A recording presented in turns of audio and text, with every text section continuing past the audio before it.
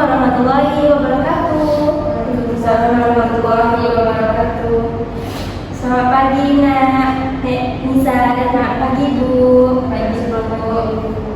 Terima kasih ya sudah meluangkan waktu untuk hadir pada sesi konseling hari ini. Iya Bu. Nah, sebelum kita memulai, saya ingin memperkenalkan diri terlebih dahulu. Perkenalkan, nama saya Afri Masdiati. Saya akan mendampingi Ibu dan Nak Nisa dalam sesi konseling ini.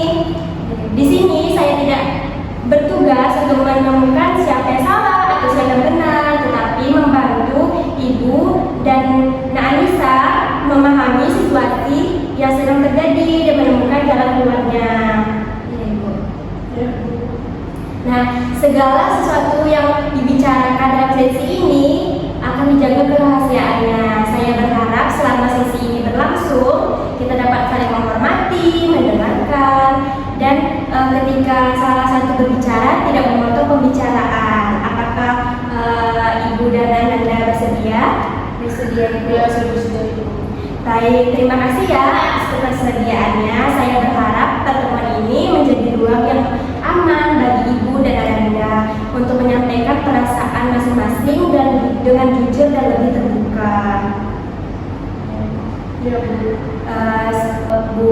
Ibu, boleh diceritakan apa yang membuat Ibu merasa perlu mengikuti konseling pada hari ini? Saya di sini merasa hubungan saya dengan Anissa ini belakangan ini tuh semakin sulit Bu. Jadi kalau saya memberi dia nasihat, dia tuh malah membantah gitu Bu. Terus dia juga lebih banyak bermain sama handphonenya Bu daripada berbicara dengan keluarga. Nah, jadi Ibu merasa komunikasi dengan Anissa ini tidak berjalan seperti yang Ibu harapkan ya? Ya. Dan Ibu merasa jadi khawatir. Iya betul Ibu. Saya merasa itu semakin sulit untuk memahami diri dia gitu. Oke, apa yang Ibu rasakan ketika hal itu terjadi? Saya merasa kesal Bu, sedih, dan kadang tuh saya merasa tidak dihargai sebagai orang tua gitu. Jadi di balik kemarahan yang muncul sebenarnya ada perasaan sedih dan kecewa karena Ibu ingin dihargai dan didengarkan ya? Iya betul Ibu. Lalu, Nak Anissa, bagaimana pendapatmu mengenai apa yang disampaikan oleh Ibu tadi? Saya Bu, sebenarnya bukan ingin membantah dan melawan itu kan Bu, tapi kayak saya itu mau menjelaskan, tapi seringkali sebelum saya siap bicara itu saya sudah marah duluan gitu, kayak dipotong pembicaraan saya gitu Bu. Oke, jadi kamu merasa belum mendapatkan kesempatan untuk menjelaskan situasi yang sebenarnya ya? Iya Bu. Apa yang kamu rasakan ketika hal itu terjadi? Saya kecewa Bu, karena saya merasa kayak apapun yang saya katakan tuh saya bilang sama ibu saya tuh kayak ibu saya tuh nggak bisa percaya kayak gitu Bu. Kamu merasa tidak didengarkan dan tidak dipercaya sehingga muncul rasa kecewa dan sedih. Iya Bu. Oke, baik. Bisa diceritakan contoh kejadian seperti apa yang menyebabkan pertengkaran ini terjadi? Kayak ini kan Bu, kayak minggu lalu kan saya pulang gitu kan Bu, agak terlambat karena ada tugas kelompok, tapi sampai di rumah ibu saya langsung marah-marah gitu tanpa saya tanya dulu kenapa saya pulang terlambat kayak gitu. Nah, apa yang kamu rasakan saat itu? Ya saya kesal lah Bu, saya marah kayak kenapa kan belum sempat jelaskan kenapa yang bisa marah-marah kayak gitu Bu. Menurut Ibu, kejadian itu bagaimana? Saya tuh sangat khawatir Bu sama Anissa Ibu, karena hari itu sudah malam dan Anissa tuh belum pulang-pulang juga Ibu. Jadi saya nelpon beberapa kali tapi tidak diangkatnya gitu. Jadi ketika Anissa ini terlambat, Ibu merasakan kekhawatiran yang besar terhadap keselamatannya. Iya betul Ibu. Nah, dari cerita ini saya melihat ada dua kebutuhan yang berbeda. Yang pertama yaitu Anissa ingin dipercaya dan didengarkan, sedangkan Ibu membutuhkan kepastian dan rasa aman mengenai keadaan Anissa. Iya betul Bu. Iya Bu. Nah, Ibu, apa yang paling Ibu harapkan dari Anissa ini? Baik, di sini saya ingin dia itu lebih terbuka dan memberikan kabar gitu. Jika dia itu ada perubahan jadwal, entah dia mengadakan ke kelompok, jadi bisa ngabari saya dulu gitu. Jadi kebutuhan ibu adalah rasa tenang dan kepastian. Iya, betul Bu. Nah sekarang, Nak Anissa, apa yang paling kamu harapkan dari ibu? Saya Bu cuma berharap kayak ibu saya itu lebih mendengarkan saya dulu sebelum marah-marah kayak gitu. Jadi kebutuhanmu adalah didengar, dipahami, dan dipercaya.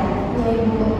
Saya melihat sebenarnya kebutuhan antara ibu dan anak ini, kalian tidak bertentangan. Kalian sama-sama ingin hubungan yang baik, hanya cara penyampaiannya yang berbeda.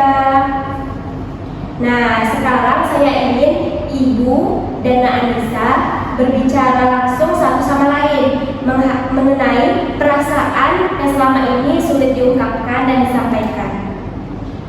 Anissa, ibu sering marah bukan karena membenci kamu, tapi di sini ibu marah itu karena takut terjadi sesuatu sama kamu. Jadi kamu itu anak satu-satunya bagi ibu yang setiap hari ibu pikirkan.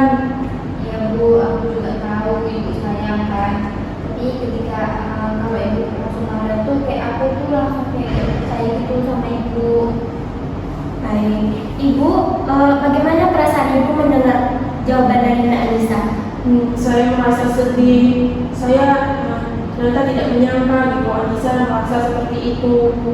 Lalu Nak Anissa, bagaimana perasaan dari Nak Anissa setelah mendengarkan ibu? Saya tuh terharu, kayak saya jadi tahu kalau sebenarnya ibu saya tuh khawatir gitu Bu. Apa yang ingin kamu sampaikan kepada ibu saat ini? Maaf ya Bu, kalau selama ini aku selalu buat khawatir ibu. Ya, ibu juga minta maaf ya kepada kamu kalau sering marah tanpa mendengarkan kamu terlebih dahulu. Nah, setelah memahami perasaan masing-masing, mari kita pikirkan solusi yang dapat kita lakukan bersama. Nah, Anissa, apa yang bisa kamu lakukan sekarang agar ibu lebih tenang? Saya akan mencoba untuk selalu kasih kabar sama ibu saya Bu, kalau belum lambat atau ada kayak buat jadwal gitu kan Bu, kayak kelompok kayak gitu. Bagus ya, Nak Anissa. Lalu ibu, apa yang akan ibu lakukan? Saya akan berusaha untuk mendengarkan penjelasannya terlebih dahulu. Jadi sebelum saya marah-marah, saya mendengarkan dulu penjelasannya apa. Baik, bagus ya.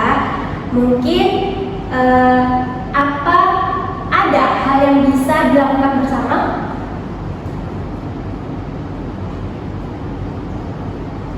Mungkin Bu, kayak saya dan ibu itu kayak bisa ngobrol lebih sering gitu Bu. Ya, untuk saya setuju. Oke, kira-kira berapa lama waktu realistis untuk berbicara setiap hari kira-kira nih?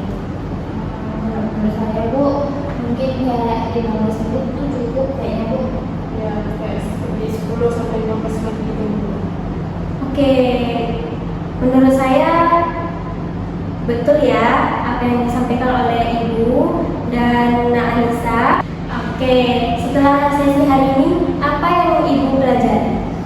Ternyata saya sadar bahwa kemarahan saya seperti ini tuh muncul karena rasa khawatir saya Bu. Tetapi cara saya menyampaikannya ternyata membuat Anissa ini merasa tidak didengarkan Bu. Oke, lalu bagaimana dengan Nak Anissa? Saya itu belajar Bu, kayak bahwasannya ibu saya itu marah bukan karena mau nyuruh saya, tapi kayak karena saya dan khawatir gitu Bu. Lalu apa yang paling berkesan bagi ibu dan anak Anissa dari sesi konseling hari ini? Kalau saya ternyata saya bisa mendengar perasaan Anissa yang secara langsung yang sesungguhnya gitu. Kalau Nak Anissa? Saya bisa memahami perasaan ibu lebih baik.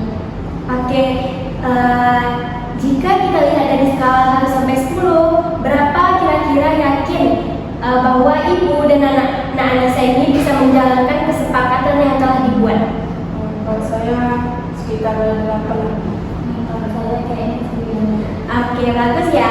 Itu angka yang baik. Saya melihat adanya komitmen dari Ibu dan Anissa untuk memperbaiki hubungan.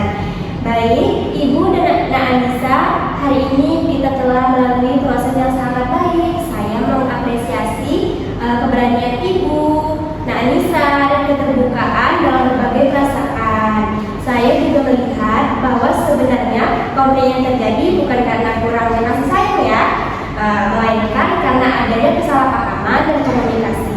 Hari ini Ibu dan Anissa ini berhasil ya memahami kebutuhan dan perasaan masing-masing. Sebelum kita mengakhiri sesi konseling ini, mari kita mengingatkan kembali kesepakatan yang telah disepakati tadi ya. Yang pertama yaitu tadi Anissa akan memberi kabar apabila pulang terlambat. Yang kedua yaitu Ibu akan mendengarkan penjelasan Anissa terlebih dahulu, tidak langsung marah-marah ya. Yang ketiga yaitu Ibu dan Anissa akan meluangkan waktu minimal 15 menit ya setiap hari untuk mengobrol. Dan yang keempat yaitu ketika terjadi perbedaan pendapat, keduanya Ibu dan Anissa akan berusaha berbicara dengan tenang. Lalu jika muncul kesalahpahaman, keduanya melakukan klarifikasi terlebih dahulu. Apakah kedua pihak menyetujui kesepakatan tersebut?